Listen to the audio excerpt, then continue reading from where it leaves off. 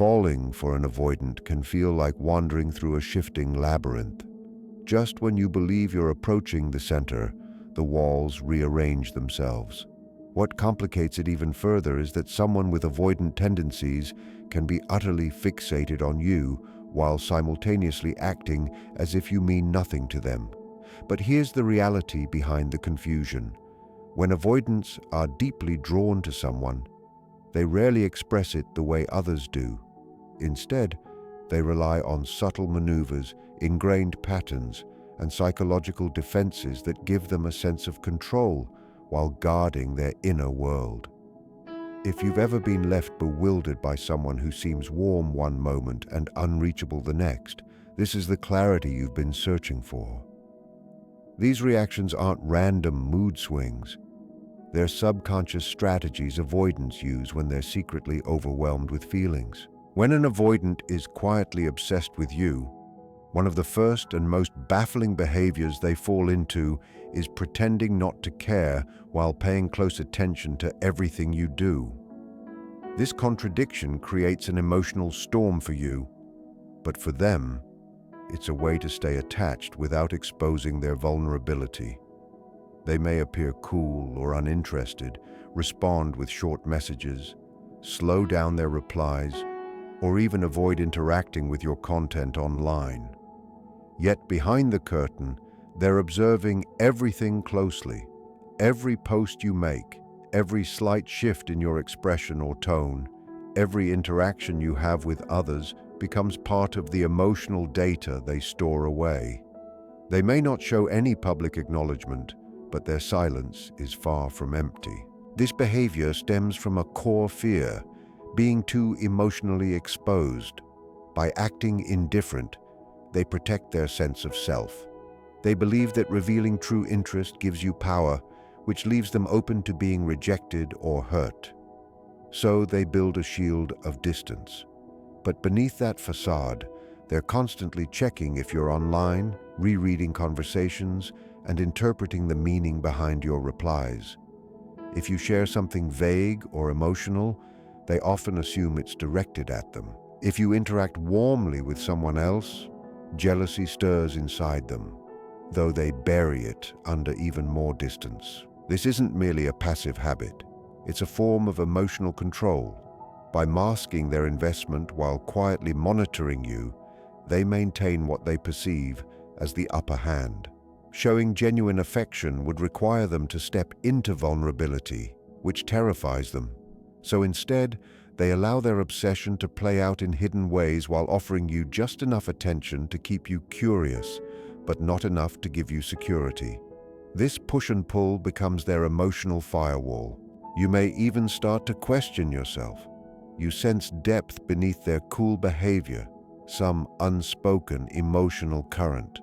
But whenever you try to address it, they deflect, withdraw, or make it seem like you're imagining things. That confusion is not accidental. The ambiguity keeps you engaged, and that engagement feeds their need for connection while allowing them to feel safe. When you're busy trying to decode them, they feel protected because your curiosity keeps you invested. Avoidants care far more than they let on. In fact, they care so intensely that their only way to navigate those emotions is to pretend not to feel them. They survive their attachment by never letting you fully see it. Another contradicting behavior that appears when an avoidant is intensely drawn to someone is the tendency to pull away right when things start to feel good. It can be deeply painful, especially when everything seemed to be moving smoothly.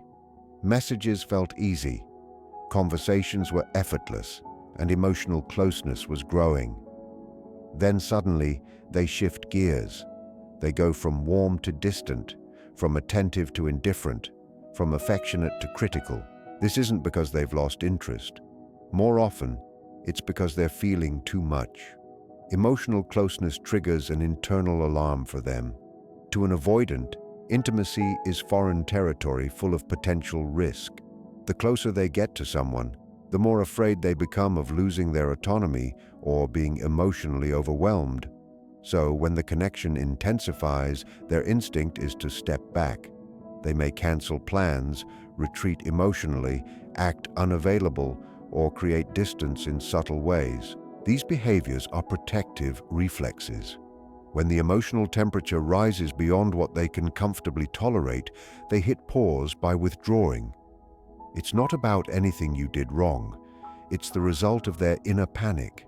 Being seen, understood, or cared for brings up fears they aren't equipped to handle. This push and pull cycle is deeply frustrating for the person on the receiving end. You feel closeness one moment and then confusion the next. What's really happening is that the avoidant is testing how much emotional connection they can manage before it overwhelms them. By withdrawing, they reset things to a level that feels safer. It's as if they're thinking, "I want you, but I don't want to lose myself in the process." This retreat can also function as an unconscious test. If you remain steady during their withdrawal, they slowly start to believe you might be safe. If you react with anger or distance of your own, their fear is confirmed, reinforcing their belief that closeness leads to pain. This is why avoidants repeat the cycle of drawing close, panicking, stepping back, regretting it, and longing for the connection again. The inconsistency is not a sign of emotional emptiness, it's a sign of emotional overload. One of the strongest psychological patterns avoidants rely on when they're secretly attached is the use of mixed signals. This hot and cold behavior isn't random or careless. It's a subconscious method of maintaining emotional balance while keeping you within reach. An avoidant may offer intense affection, prolonged eye contact, or deeply meaningful conversation one day and then vanish emotionally the next. This fluctuation makes you question what's real and what's imagined. Inside the avoidant, two competing desires clash. They want closeness, yet they fear it. When they feel in control, they allow warmth. But as soon as the emotions become too deep or too visible, they retreat. Their sudden distance doesn't reflect a lack of feeling. It reflects the fear those feelings create. This dynamic can become emotionally addictive for the other person. The highs feel extraordinary, and the lows create a craving for the warmth to return. You begin to chase the moments when the avoidant is open or affectionate. They might not consciously intend to create this cycle, but they become aware, at least on a subtle level, that their inconsistency keeps you invested. Mixed signals help them maintain closeness on terms they can handle.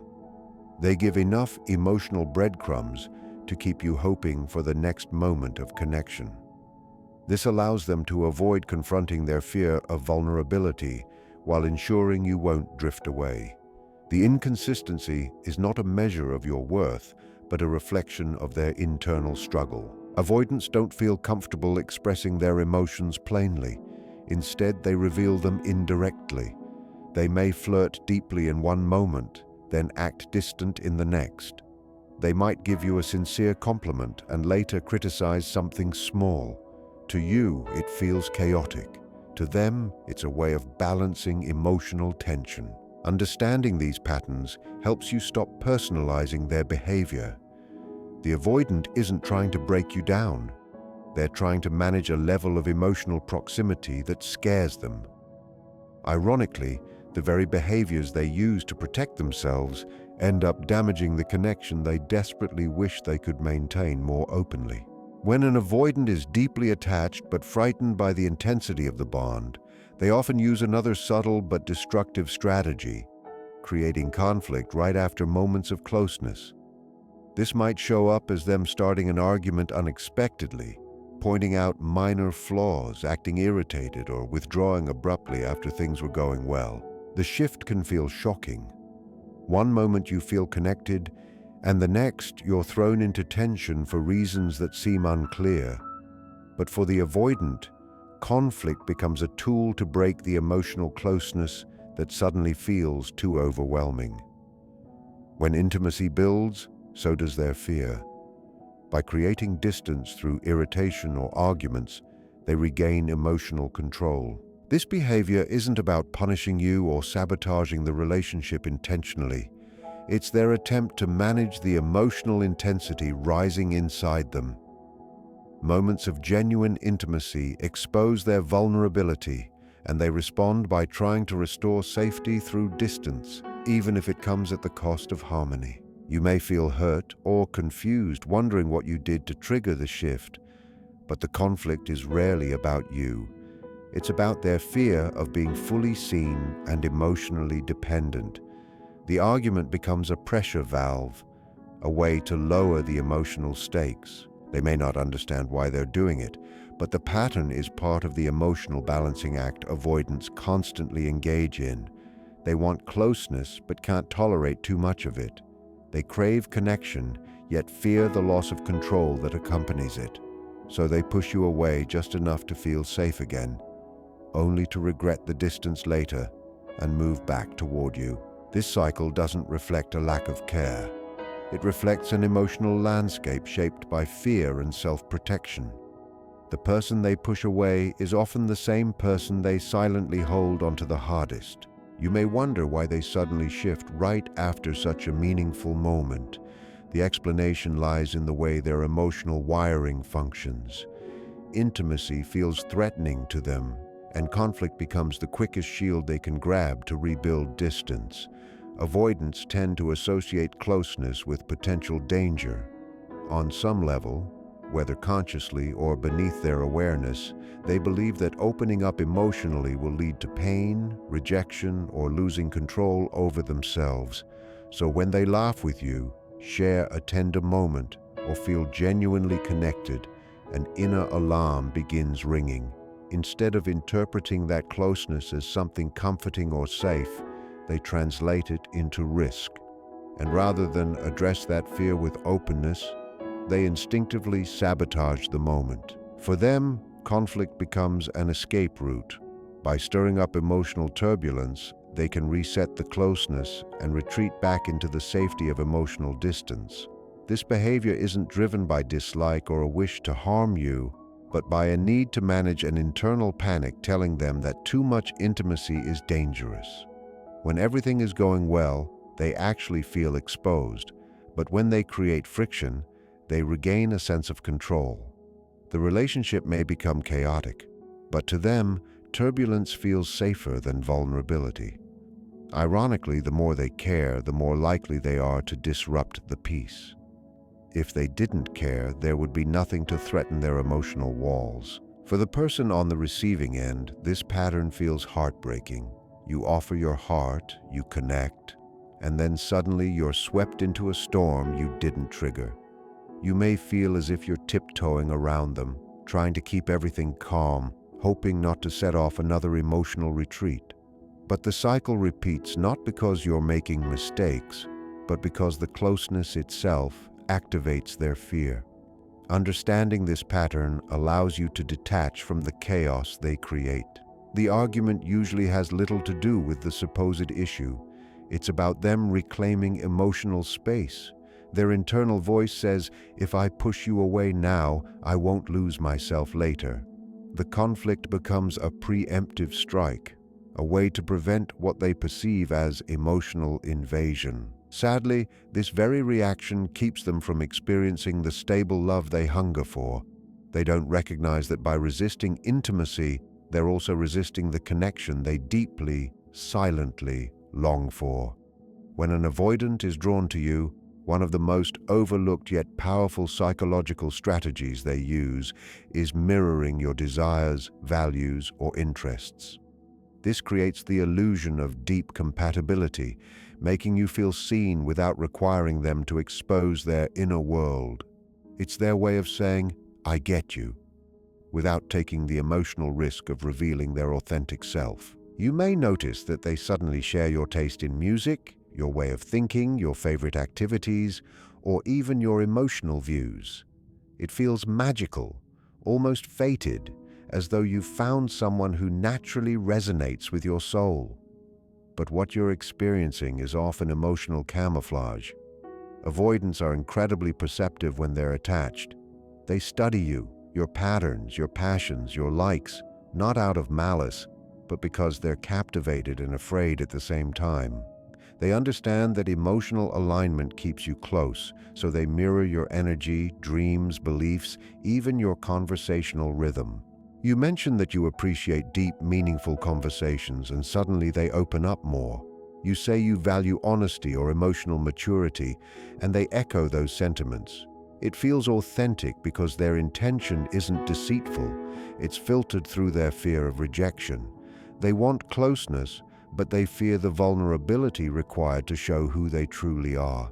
So instead of revealing their own emotional complexity, they reflect yours. To them, this feels safer. By reflecting your world back to you, they gain your trust. You reveal more, you let your guard down, and the connection deepens, while they remain protected behind the mirrored surface. Over time, however, you begin noticing a subtle disconnect. You may feel that something is off, even if you can't name it. They agree too quickly, adopt your interests too easily, and seem enthusiastic about what you love, but hesitate to express their own viewpoints with the same clarity. Slowly, you realize that they're deeply connected to your identity, while their own remains hidden. And that's because they fear their authentic self might not be lovable enough. Their mirroring isn't manipulation. It's an emotional survival tactic. It's how they stay close without feeling exposed. The heartbreaking truth is that avoidants often doubt they'll be accepted for who they really are, so they strive to become the person they think you'll cherish instead. Another revealing behavior that appears when an avoidant is emotionally fixated but terrified of showing it is their tendency to disappear. Not because they've stopped caring, but because they're testing whether you'll pursue them. This sudden silence or emotional withdrawal is not random. It's a calculated coping mechanism shaped by insecurity, fear of vulnerability, and a deep longing for reassurance. On the surface, it might resemble ghosting or fading interest, but underneath, their silence carries a question they're too afraid to ask directly. Do I matter enough for you to come find me? Avoidants often struggle with feelings of emotional inadequacy, though they rarely admit it. Their disappearing act is a way to soothe that insecurity. They pull back to see if your reactions will confirm their worth. If you text again, worry about them, or express concern, it gives them a sense of emotional safety. Your pursuit reassures them without requiring them to expose their own neediness. Disappearing becomes a silent test. They want you to chase not just out of desire, but as proof that they have a significant place in your emotional world. This behavior, however, can be devastating to the person on the receiving end. The roles reverse. Suddenly, you're the one overthinking, feeling anxious, wondering what went wrong. You begin trying to fix the connection while they sit in silence, waiting for confirmation of their worth. But their silence has little to do with you or your actions. It stems from their fear of being too open. If they were to directly ask you, "Do you miss me?" or "Would you choose me even if I pull away?" they would feel exposed. Disappearing gives them emotional reassurance while shielding their vulnerability. The danger lies in the cycle it creates. You chase them to restore connection, believing your effort will keep the relationship together. But the more you chase, the more emotionally powerful and validated they feel, without offering anything in return. Meanwhile, your anxiety grows, your emotional investment deepens, and the dynamic becomes unbalanced. They stay distant, feeding off your concern as evidence of their importance. What's crucial to understand is that their disappearing act isn't an absence of emotion. It's an indirect cry for reassurance expressed through distance. They crave closeness, but fear the exposure that comes with it. Instead of saying, "I care too much," they retreat and wait for your behavior to say it for them. But real connection can't grow in a game of emotional hide and seek.